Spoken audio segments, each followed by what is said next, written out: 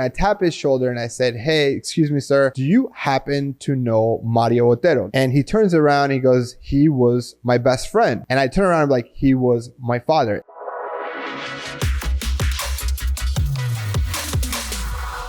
Today we're talking about a story that is guaranteed to give you goose chills. But before we get into that, let's talk headlines from around the world of Orlando business. Disney plans to invest $17 billion into Disney World over the next 10 years. The $17 billion was announced by CEO Bob Iger in a shareholder meeting in early April, before the announcement that they'd be canceling the $1 billion Lake Nona project and also shutting down the immersive Galactic Star Cruiser Hotel just a year after its opening. Iger said the investment would bring 13,000 Disney jobs to Orlando and add countless more indirectly. Even with the massive cuts we've seen in the last few days, a lot can happen over the course of a decade. Frugal flying just got easier. Orlando Business Journal just released the results of their in-depth analysis of MCO's flight data to help you find the cheapest ways to fly. Their article breaks down budget business travel by airline, destination, time of day, and more.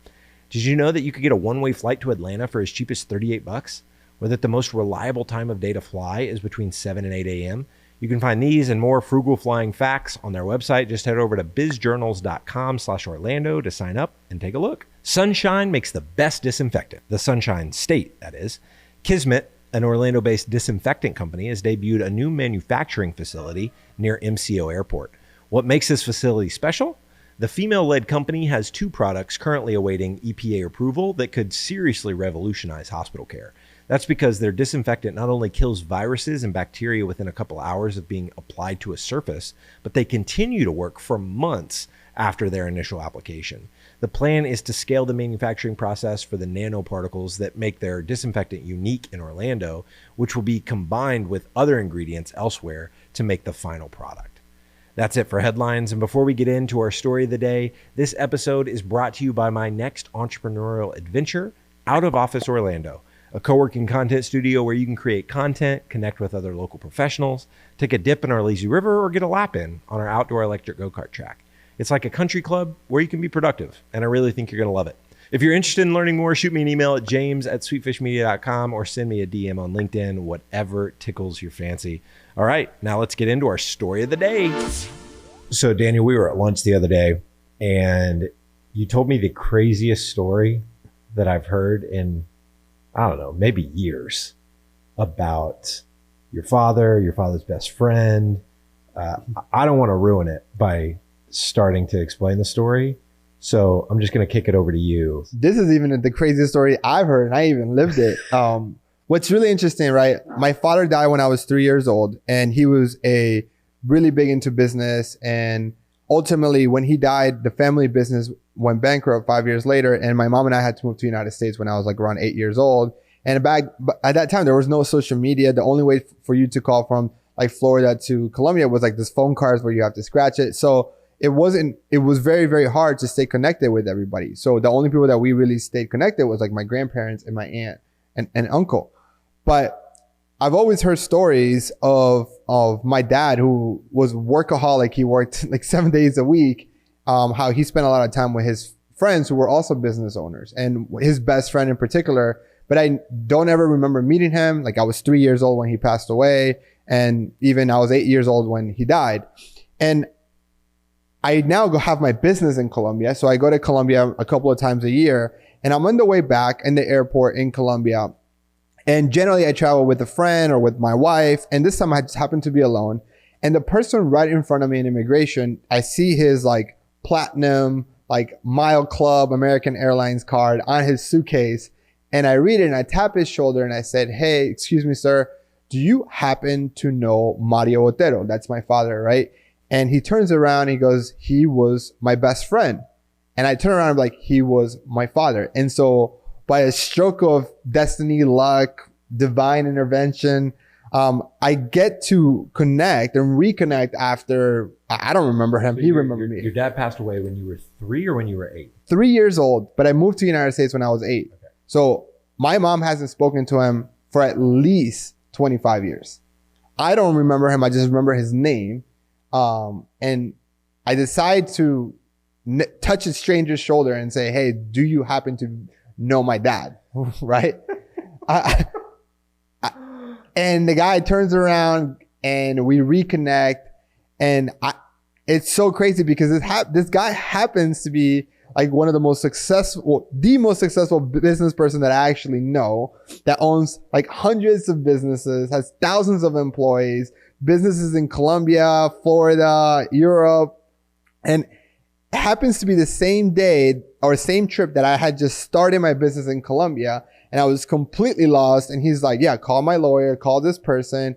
And since then, I just been mentored by like this most successful business person I know. And he's become like a fatherly figure. So I've been spending like 3 days at a time with him, just me and him talking, learning. And I've just been getting like a PhD from this guy. So what's fascinating to me about this story, obviously there's massive benefit to you, just randomly running into this guy who was best friends, with your dad, passes away when you were 3, but the enormous benefit to him now, because you were saying that he has said some things to you that are like, oh my gosh, your dad used to think the same way, or your dad had this mannerism.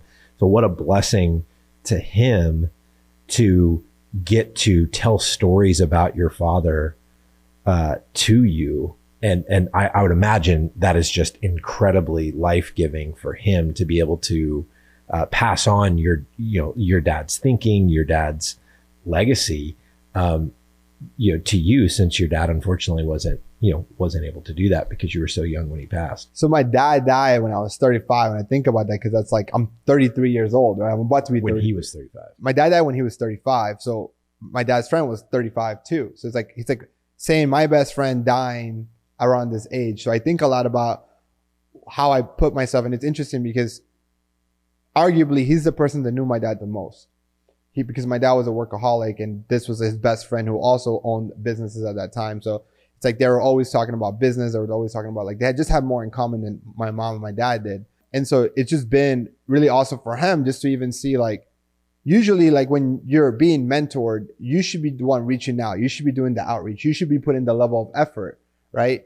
In this scenario, I don't want to message him too much because I don't want to bother him, right? Like this guy is so busy. Yeah. But this guy's like checking in on with me like every day. Like he's like, we already have a plan to go to Israel together in October. Like he's making the effort. And I think it's super interesting because I think not only has him being in my life has been a blessing for me, I actually think me being in his life has been a bigger blessing because he doesn't have kids. He's not married.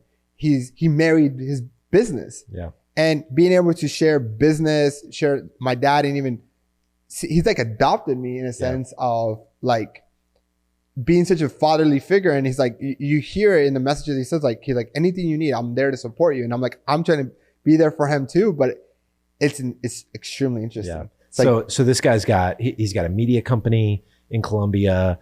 He's in manufacturing. He's in kind of a wide swath of industries.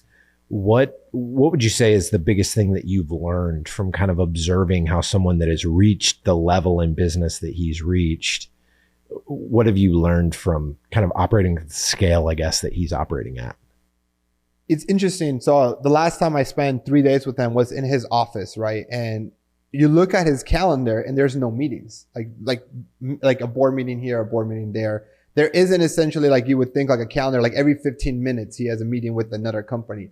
And the time that he's spent, he's just the ultimate problem solver, right? So like the manager of one of the companies will come in and he'll have a question or a problem. Another manager will come in, or another CEO of another company will call him or Zoom him, or and he's just there like problem solving. And I think it's interesting because what makes him successful is, one, how he treats his people, and two, is his ability to bring in context from other industries and use those as best practices, and knowing that 80% of business is the same regardless of if you're like in fashion or technology. You have the core principles of like accounting principles don't change from business to business, like finance doesn't change, some even marketing levels doesn't change, right? So like core how you run a business, human resources shouldn't change. Now there's some particular differences in those businesses, but he hires those. Yeah. And so I think what I just wanted to share that story because it's just a wild story. But now for, hopefully decades to come, you'll now have access to this person that I would imagine thousands of people would love to have in their phone, texting them every day. You've talked to me personally just about how you want to add value to him. Like you don't want to just be the recipient of obviously the enormous amount of value that he can give to you.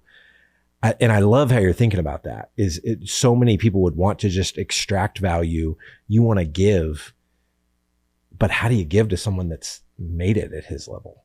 Well, to be honest, like from spending time with them, right?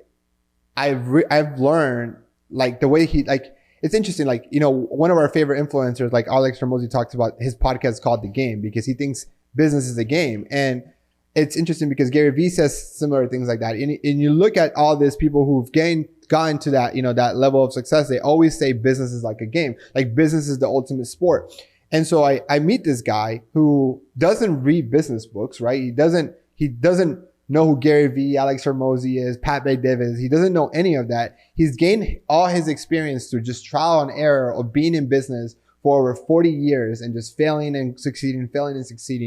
And he looks at business the same way they do. He looks at business like a game. And what I've learned to take away is like life, like business more than anything, it's like a video game. There's levels to it. And that's where you see a lot of like people who maybe gone bankrupt in one business and a year later, they're back to making the same amount of money they were before. It's because they've passed those levels. And so when I started looking at business that way and knowing that, hey, like I'm going to have bad times in business. Like, I'm going to get kicked in the gut and it's going to hurt. But as long as I get up and survive, right? Going back to like, knowing that if I continue to play the game for long enough, I will make it. I'm going to make it. And he sees that and he's taught me that. And because of that, I look at it as like playing Grand Theft Auto and I have access to, I can make this game of business as easy as I want. I can beat Grand Theft Auto with all the cheat codes, right? With all the guns, all the money, all the resources, which I can beat the game faster, but it won't be as like, it wouldn't mean as well. Or I can continue to just play this game knowing that worst case scenario, I can always ask for help. And what I realized is that the more I realize that I have his back, the more I don't want his back. Because I just want to beat this game by myself. And so I don't ask for anything. It's wild. Man, this is an incredible story. I appreciate you coming on and sharing it with us. You're an Orlando business owner. How can folks watching this stay connected with you? I just connect with me. I have my main business is Opni Careers and Opni Marketing, and Opni stands for opportunity. So like I love working with people, helping them reach their full potential, whether it's helping them maximize their career or connect with me on Opni Marketing if you are trying to grow your LinkedIn. Love it. Yeah.